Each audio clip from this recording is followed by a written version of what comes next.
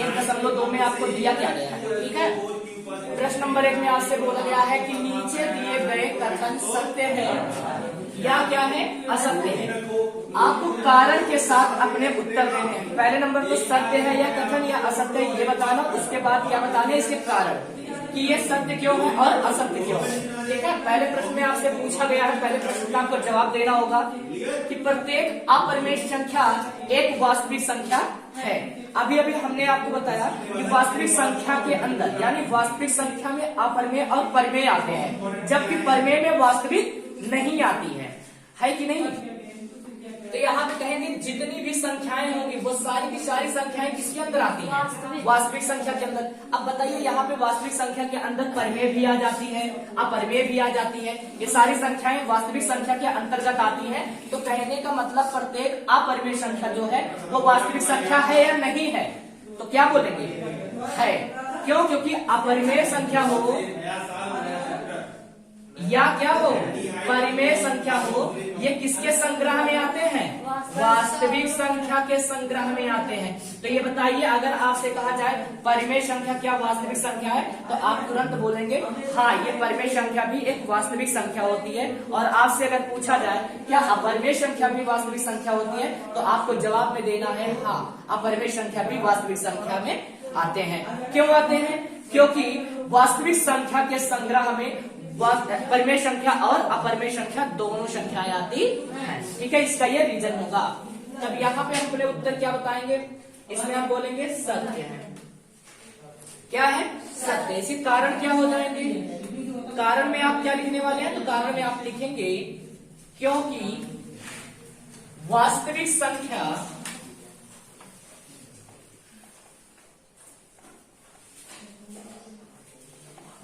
के संग्रह में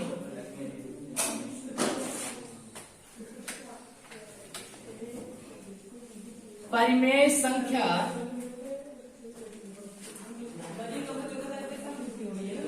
और अपरिमेय संख्या होती, या कह दें परिमेय और अपरिमेय संख्या से बना होता है।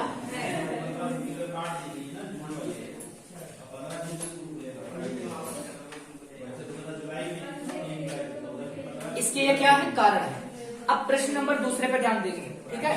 आपसे क्या बोला गया है, इधर देखिए, संख्या रेखा का प्रत्येक बिंदु रूट क्या है, m के रूप का होता है, जहां m एक क्या है, प्राकृतिक संख्या है। आपसे ये पूछा गया है संख्या रेखा, पहले नंबर तो आप संख्या रेखा बना लीजिए, ये क्या है, संख्या रेखा। अब बताइए संख्या रेखा पर क्या होता है, पॉजिटिव संख्या और निगेटिव दोनों के दोनों नंबर हमारे प्रेजेंट होते हैं। यानी कि धनात्मक संख्या आगे की तरफ चलेंगे तो ये क्या हो जाएगा, धनात्मक संख्या हो जाएगा, पीछे की तरफ चलेंगे तो क्या हो जाएगा, ऋणात्मक संख्याएं हो जाएंगी, ठीक है। ये -4, ये -5। अब यहाँ भी आपसे बोला गया है संख्या रेखा, मैंने संख्या रेखा बनाया, ठीक है।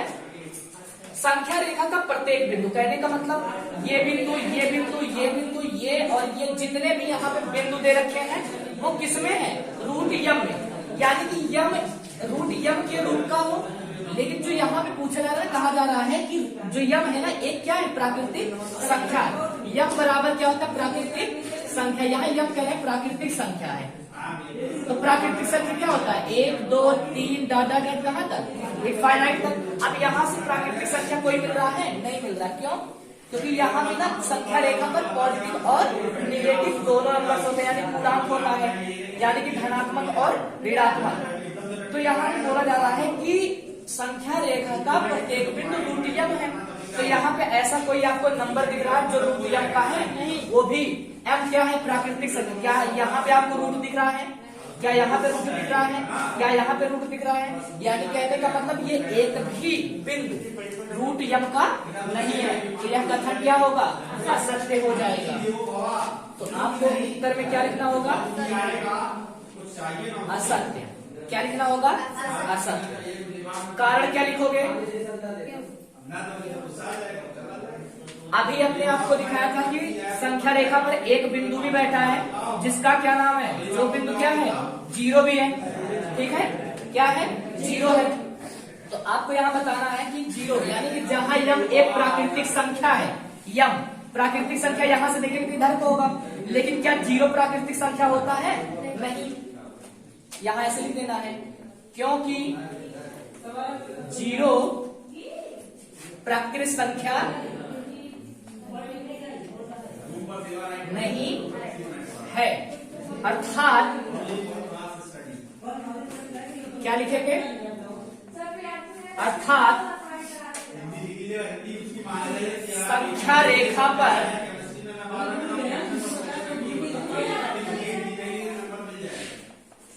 पूर्णांक संख्याएं आती हैं,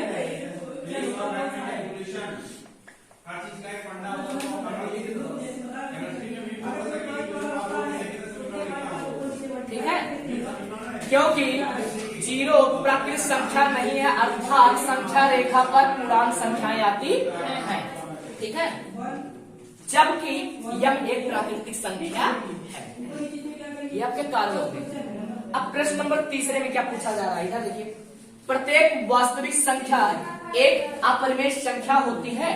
अब आपसे पूछा जा रहा है वास्तविक संख्या। अभी अभी हमने बताया वास्तविक संख्या में जो है परिमेय और अपरिमेय दोनों संख्याओं का संग्रह होता है, लेकिन यहाँ पे वास्तविक संख्या, क्या वास्तविक संख्या जब परिमेय संख्या के अंदर चला जाएगा? बल्कि ये अपरिमेय संख्या, ये अपरिमेय संख्या वास्तविक संख्या के रिलेशन में आएगा नहीं आएगा? आएगा। तो कहने का मतलब इसका जवाब क्या होगा? असत्य होगा। कारण क्या दोगे? क्योंकि वास्तविक संख्या के संग्रह, वास्तविक संख्या का संग्रह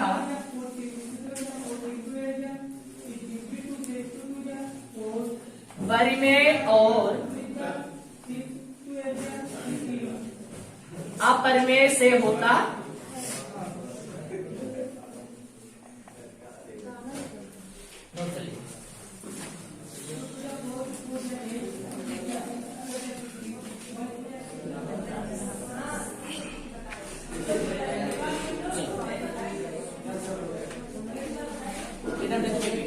ध्यान से देखो प्रश्न में, ध्यान से प्रश्न नंबर 2 क्या बोला जा रहा है? क्या सभी धनात्मक पूर्णांकों के वर्गमूल अपरिमेय होते हैं?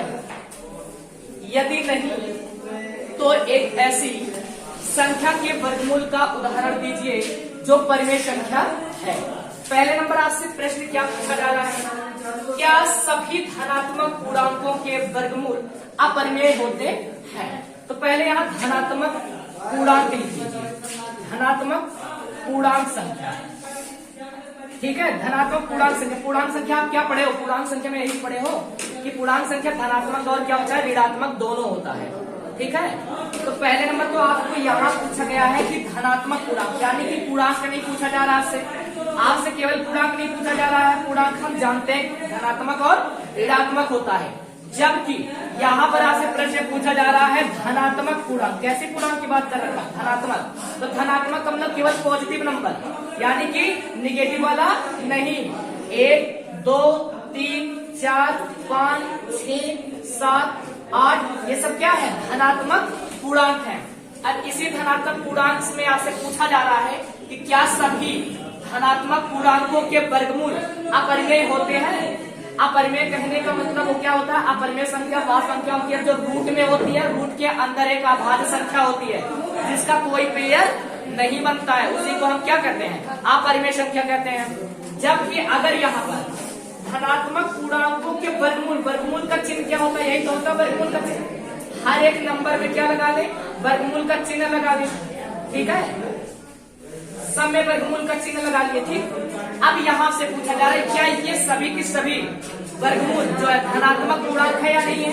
तो कहेंगे हाँ धनात्मक पूर्णांक है। लेकिन आपसे पूछा जा रहा है क्या ये वर्गमूल अपरिमेय होते हैं? क्या ये वर्गमूल अपरिमेय होते हैं? कि सभी के सभी अपरिमेय, यानी कि आपसे पूछा गया क्या सभी धनात्मक पूर्णांकों के वर्गमूल अपरिमेय होते हैं? तो ये ध्यान से देखिए, ये क्या है? रूट 1 है। रूट 1 का क्या पेयर बनेगा? 1 into 1, यानी वर्गमूल जोड़ा बना, 1 निकल गया, क्या ये परिमेय संख्या नहीं है? बट्टे में लगाओगे एक परिमेय संख्या नहीं बनेगा, परिमेय संख्या बन गया। ये कितना है? √2 है। क्या √2 का कोई जोड़ा बन रहा है अंदर? नहीं बन रहा है। तो ये क्या है? एक अपरिमेय संख्या होगी कि नहीं होगी? √3 भी क्या है? अपरिमेय होगा। √4, अगर √4 की हम बात करें तो √4 को थोड़ा सा एक्सटेंड करेंगे तो क्या होगा? इसके अंदर 2 गुणे 2, इसका जोड़ा बन गया कि नहीं बन गया? जोड़ा बन करके बाहर आया तो कितना आया? 2। अब 2 क्या है? 2 बट्टे में क्या लगा लेंगे? 1। तो क्या ये बन जाएगा परिमेय संख्या कि नहीं बनेगा? बन जाएगा। कहने का मतलब क्या सभी धनात्मक पूर्णांक, ये जो धनात्मक पूर्णांक दिए गए थे, क्या ये सभी धनात्मक पूर्णांकों के वर्गमूल अपरिमेय होते हैं? तो हम यहाँ बताएंगे नहीं, क्योंकि इन्हीं धनात्मक पूर्णांकों में कुछ जो है पूर्णांक हमारे क्या है? परिमेय भी है। कुछ पूर्णांक हमारे क्या है? परिमेय है। जैसे कि 1 भी परिमेय है और √4 भी क्या है? परिमेय है। और यहाँ से हम निकालेंगे तो क्या निकल कर क्या आएगा भैया? रूट बताइए। रूट जो है 16 क्या परिमेय है कि नहीं है? परिमेय हो सकता है कि नहीं हो सकता है? हो सकता है। तो आपको एक ही उत्तर देना है। यहाँ पे कहेंगे क्या सभी धनात्मक पूर्णांक अपरिमेय होते हैं? तो हम क्या बताएंगे? नहीं। क्या बोलेंगे? नहीं। यदि नहीं तो एक ऐसी संख्या के वर्गमूल का उदाहरण दीजिए जो एक क्या हो? परिमेय हो। एक क्या हो? परिमेय। अभी हमने बताया √1 के वर्गमूल जब हमने निकाले तो क्या निकल कर क्या है? 1। और 1 क्या है? परिमेय संख्या है। यहाँ से √2 का कोई पेयर नहीं बन रहा है, ये अपरिमेय संख्या हो रही है क्योंकि इसके अंदर जो है रूट के अंदर एक अभाज्य संख्या है। ऐसे ही √3 भी है, एक क्या है? अभाज्य है। क्या है? अपरिमेय है। क्या है? अपरिमेय संख्या है। क्यों है? क्योंकि रूट के अंदर एक कैसी संख्या बैठा है? अभाज्य संख्या। अगर आपके कोई भी नंबर अभाज्य हो और अभाज्य वह संख्या किसमें हो? रूट में हो, तो वो संख्या क्या कहलाएगी? अपरिमेय कहलाएगी। ठीक है। अब यहाँ पर अगर हम देखें 4, क्या है यहाँ पे? √4। क्या √4 जो है अपरिमेय है? तो इसको हम जरा क्या करते हैं? गुणनखंड करके इसका वर्गमूल निकाल लेते हैं। तो 2 दूनी 4, 2 एकम 2। इस वर्गमूल का मतलब ये जो चिन्ह है ये रूट, इस रूट का मतलब क्या होता है? वर्गमूल। और वर्गमूल में कितने का जोड़ा बनता है? जोड़ा भी कितने का बनता है? 2 का। यहाँ पे देखो 2 अंक का जोड़ा बन गया, तो 2 अंक का जोड़ा बना तो 1 बाहर निकल गया ना। जब 1 बाहर निकल गया, ये कितना हो गया? 2। क्या 2 परिमेय संख्या नहीं है? 2 में 1 बट्टे में लगा लेंगे क्या बन जाएगा? अंश बटे हर यानी कि P/Q के रूप में बनेगा। तो ये परिमेय संख्या बनेगा कि नहीं बनेगा? बनेगा। तो कहने का मतलब यहाँ पर जितने भी आपके धनात्मक पूर्णांक दिए गए हैं, उस धनात्मक पूर्णांक में सारी की सारी संख्याएं जो है अपरिमेय संख्या नहीं है। इसमें एक ऐसी कोई संख्या भी है जो क्या है? परिमेय संख्या भी है। तो आपको क्या करना है? उदाहरण देना है। तो उदाहरण आप ऐसे दे दीजिए। उदाहरण में आप क्या लिखने वाले हैं? √4 भी क्या है? एक उदाहरण की बात क्या था? √4 लिख दो। √4 क्या है? एक परिमेय संख्या है। जब कि क्या कर देंगे? √4 का निकलेगा तो 2 गुणे क्या हो जाएगा? 2। अब यहाँ पर जोड़े से, अब जोड़े से निकल गया 2 आ गया। अब 2 क्या है? एक परिमेय।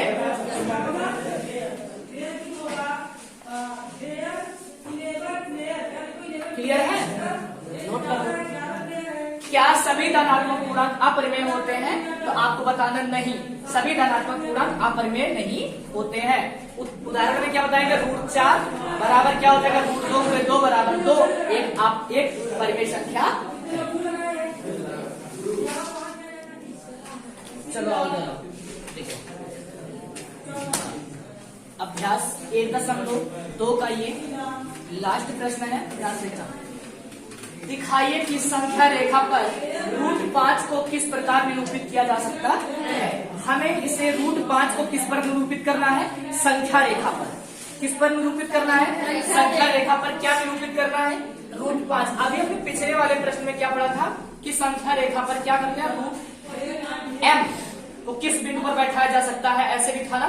यानी कि कभी भी आप पहले समझो, कभी भी जो है संख्या रेखा पर रूट वाली संख्या को प्रेजेंट नहीं किया जाता है, यानी कि बैठाया नहीं जा सकता है। लेकिन हमें यहाँ पे ये बात पूछ लिया है कि दिखाइए कि संख्या रेखा पर √5 को किस प्रकार निरूपित किया जा सकता है। अगर आपसे संख्या रेखा पर √5 की बात करें या संख्या रेखा पर √3 की बात करें या संख्या रेखा पर √17 की बात करें तो आपको किस तरह से दिखाना है। तो पहले आपको कुछ नियम पता होना चाहिए पाइथागोरस प्रमेय। क्या पता होना चाहिए? पाइथागोरस प्रमेय। ये पाइथागोरस प्रमेय क्या होते हैं? पाइथागोरस प्रमेय का एक सूत्र आता है, कर्ण का स्क्वायर बराबर क्या होता है? आधार का स्क्वायर क्या होता है? आधार का स्क्वायर प्लस लंब का स्क्वायर। ठीक है। और पाइथागोरस प्रमेय में आपके जो त्रिभुज बनते हैं वो कैसे त्रिभुज होते हैं? वो समकोण त्रिभुज होते हैं। क्या होते हैं? समकोण त्रिभुज। समकोण त्रिभुज किसे कहते हैं? पहले ये बात आपको पता होना चाहिए। जिस त्रिभुज में क्या बताएंगे?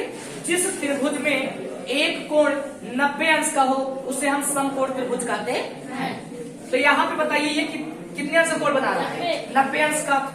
और इस लाइन को अगर इस लाइन से मिला देंगे तो ये क्या बन जाएगा? समकोण त्रिभुज बन जाएगा। यानी कि ये क्या है? इस लंबाई का नाम क्या देंगे हम? आधार। और ये जो ऊपर ऊंचाई है यानी कि इसकी हाइट को हम क्या नाम देते हैं? लंब। और ये जो सबसे बड़ी वाली रेखा होती है, सबसे बड़ी वाली रेखा को हम क्या नाम देंगे? कर्ण नाम देंगे। है कि नहीं? अब क्या होता है?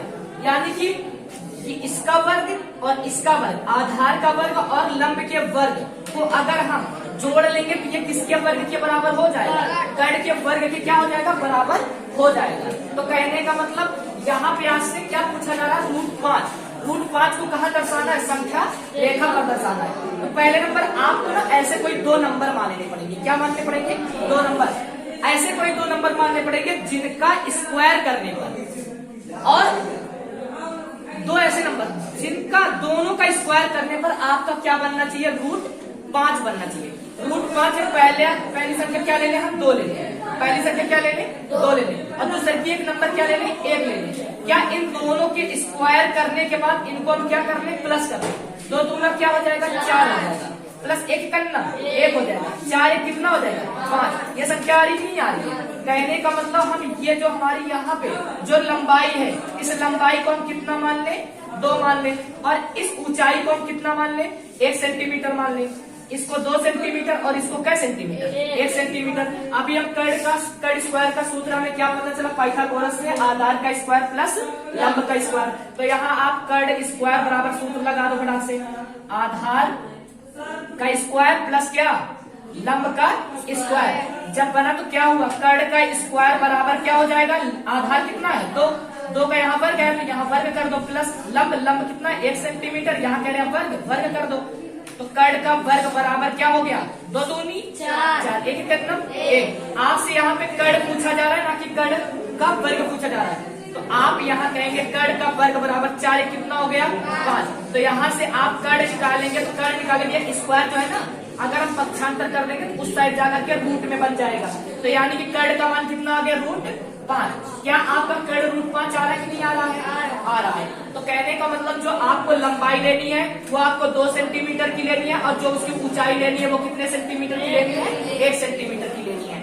तो यहाँ पे आपको प्रश्न हल करने की नीड है। तो यहाँ पे आप क्या करेंगे? उत्तर में पहले नंबर आप एक काम करेंगे, एक संख्या रेखा खींचेंगे। क्या खींचेंगे? संख्या रेखा।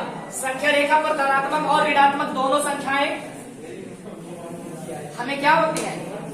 दिखाई देती है, यानी कि उसमें दर्शाई जाती है। 0 1 2 3 4 और ये क्या है? 5 है। ये संख्या रेखा है। अगर नीचे की तरफ चलेंगे तो -1 -2 -3 -4 और ये क्या हो गया? -5। ठीक है। अब हमको क्या करना है ये बताइए। ये नीचे की लाइन है यानी कि ये आधार है। आधार को ही हम क्या नाम दिए? लंबाई दिए ना। तो ये बताइए लंबाई यहाँ में कितने सेंटीमीटर की लेनी है? 2 सेंटीमीटर। 0 से कहाँ तक? 2 सेंटीमीटर। यानी कि यहाँ से लेकर के यहाँ तक हमें क्या लेना था? लंबाई लेनी थी। ठीक है। इसकी ऊंचाई कितनी लेनी थी? 1 सेंटीमीटर। अगर हम ऊंचाई की बात करें तो यहाँ पे लगभग 1 सेंटीमीटर अपने पटरी से जो है नापी खींच लीजिएगा। ठीक है। ये कितना सेंटीमीटर हो गया? 1 सेंटीमीटर। सपोज करो ये 1 सेंटीमीटर है। अब इस 1 सेंटीमीटर को इससे क्या कर देना? 0 से मिला देना है। क्या कर देना है? जीरो से मिला देना। ये 2 सेंटीमीटर हो गई, ये 1 सेंटीमीटर हो गई, ये 2 सेंटीमीटर और ये क्या हो गया 1 सेंटीमीटर। इनका स्क्वायर और इनके स्क्वायर को करने पर जो हमें प्राप्त हो रहा है वो √5 प्राप्त हो रहा है। कहने का मतलब यहाँ पे कितना प्राप्त हो जाएगा √5। यही वाली जो है यही वाली लंबाई हमको √5 प्राप्त हो रहा है ना। अगर यहाँ पर अपने प्रकार को रखेंगे, अगर यहाँ पे अपने प्रकार को रखें और प्रकार को रखने के बाद अगर आप इसकी दूरी को यहाँ से एक चाप लगाओगे, अगर यहाँ से देखो इसके आगे थोड़ा सा एक्सटेंड करोगे, इसके आगे और बढ़ोगे, इसके आगे और बढ़ोगे, इसके आगे और बढ़ोगे, या फिर इससे आप नीचे चले जाओगे, तो ये क्या यहाँ पे आपका यही √5 उतर जाएगा कि नहीं उतर जाएगा? उतर जाएगा, क्योंकि इसकी जो है लंबाई तो बराबर रहेगी ना, कि लंबाई बढ़ जाएगी? नहीं बढ़ेगी। अच्छा घड़ी देखे हो, घड़ी में जो सुई होती है वो लगातार ऐसे घूमती रहती है ना, क्या इसकी जो सुई होती है वो छोटी बड़ी हो जाती है? नहीं, यानी कि उसकी सुई क्या रहती है हमेशा ऑलरेडी उतनी ही बड़ी रहती है जितनी बड़ी वो पहले से रहती है। यानी कि अगर यहाँ से इसको अगर इंक्रोल करोगे ना, अगर नीचे की तरफ आओगे या ऊपर की तरफ जाओगे तब भी ये √5 ही रहेगा, √5 बदल नहीं जाएगा। तो इस बिंदु को हम क्या नाम दे देंगे? चाहे आप A नाम दो, चाहे P नाम दो, चाहे Q नाम दो, चाहे W नाम दो, चाहे X दो, चाहे Z दो, जो मन कह दे दो, A कह दिए। इस बिंदु का नाम क्या हो गया? A बिंदु हो गया। ठीक है, अतः A बिंदु √5 को दर्शाता है। नोट कर लो, यही इसका क्या हो जाएगा? उत्तर हो जाएगा।